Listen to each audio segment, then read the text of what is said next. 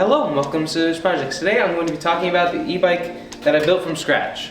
Now the reason why I'm talking about it today is because I just put a new rim on this motor and it took me about 6 hours only because I tried doing multiple things. Now the original rim was a bit larger, so I sort of just got it to work. Thankfully I had that with some friends. So, to start off, this bike is a hub motor bike with a 1000 watt motor. It has the extra, at least the extra stuff. It has a phone holder. It has 12 volt lights, which are pretty bright. It's got a 3D printed front end from someone. It has a horn. That is from, I think, a moped from this workshop. We have normal brake on the left side. Then we also have a different brake on the right side, and the right one actually is connected to my brake lights. So when I squeeze it, the brake lights turn on, which is pretty awesome. And that's all for the front. Now on the back, we have blinkers. We have our right blinker, which you can see right there, and then we have our left blinker, which you can see over there. I'll put a photo, or put a video of how it looks like from the back. And we also have our runner lights, so that when I'm riding my bike at night, people can see me from the back and the front. And all these are connected with screw terminals, just so I can break the bike down really easily. Now for the stuff in the middle, the fun stuff, we have our battery, which then feeds into a switch. Then that switch goes and feeds into a 75-100 vest, which is a motor controller, and a 60 volt maximum to 12 volt buck converter, which then feeds into a breakout board that I used on my laptop that was made out of PC parts, but that pretty much does my old 12 volt system. Then from there it goes into a 5 volt charger so I can charge my phone. Now this 12 volt system powers everything on here besides the motor controller. It powers the LEDs, which are underlit LEDs. I just don't have the remote control with me. There's the horn, the lights, everything.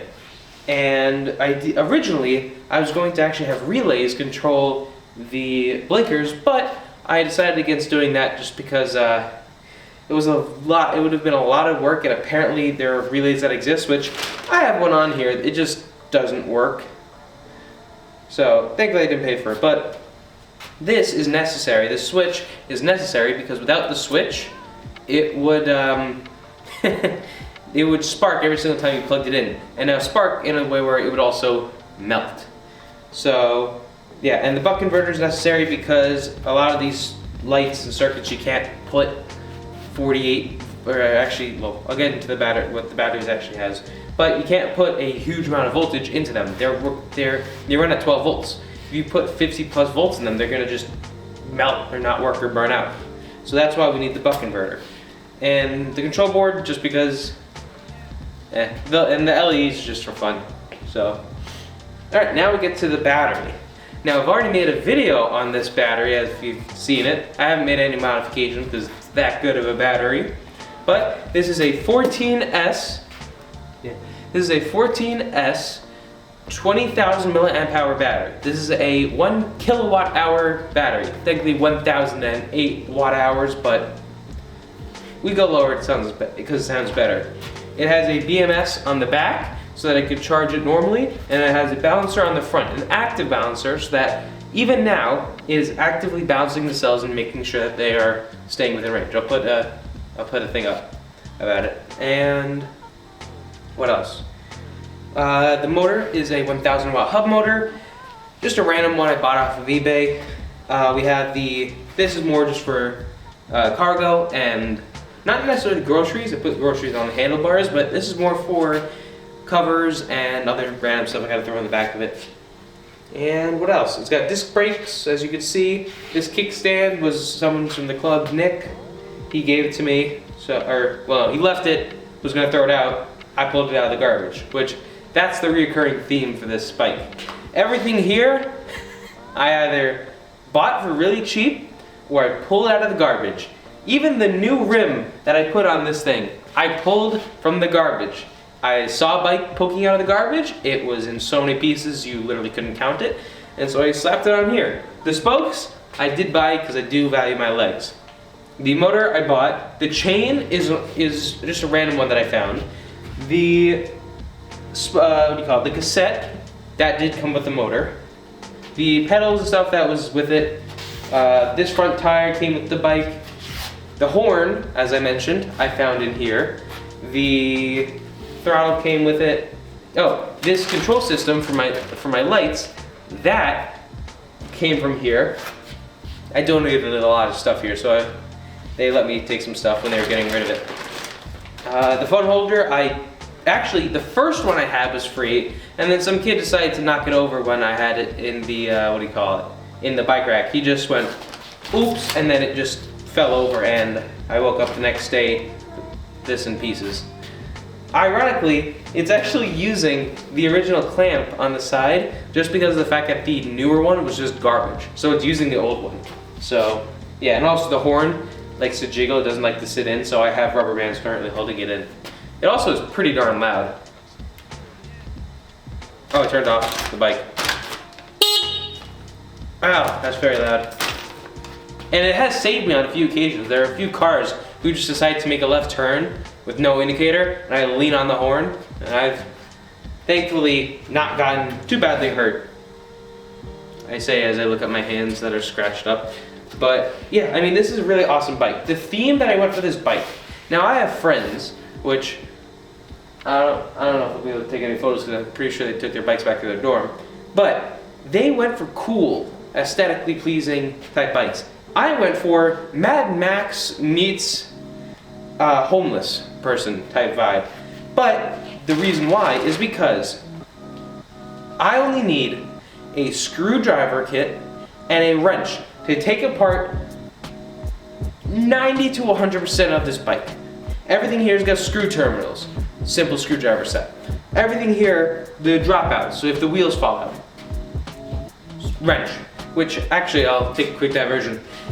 I didn't have torque arms with this, and this motor creates so much torque, and this is a cheap aluminum frame. I didn't even talk about the frame yet, but it's a cheap aluminum frame, so it widened the dropouts and it'll sometimes rotate in, so we had to weld a plate and then bolt a plate to it so that it is good. So the frame widened and we welded a plate, and now it's all good. I've had no problems, except when I reversed it and smashed my knee an hour ago. That's fine. So the frame itself, this bike is named Walmart Special. Why? Because everything here is cheap and it still is good somehow. Like the shoes that you get at Walmart for your working job, and then you find out they fit better than your $100 Brooks shoes. So the reason why is because the frame I bought at Walmart for $180 on sale. What's up? Oh wow, you got the wheel on. Yeah, and it's actually true too. Like Ryan's like, no. Wow. The reason why this bike is called Walmart Special is because the frame is from Walmart. I bought this frame because it was on sale for $150. Normally, my other friends' bikes, their frames cost $250, $300. I spent $150 on this cheap aluminum frame because I didn't intend this to be the final frame for this, because there's not a lot of space in here for a large battery. So I guess it just sort of stuck with it.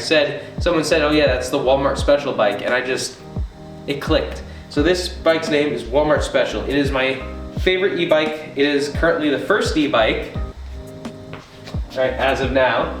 And yeah, I absolutely love it.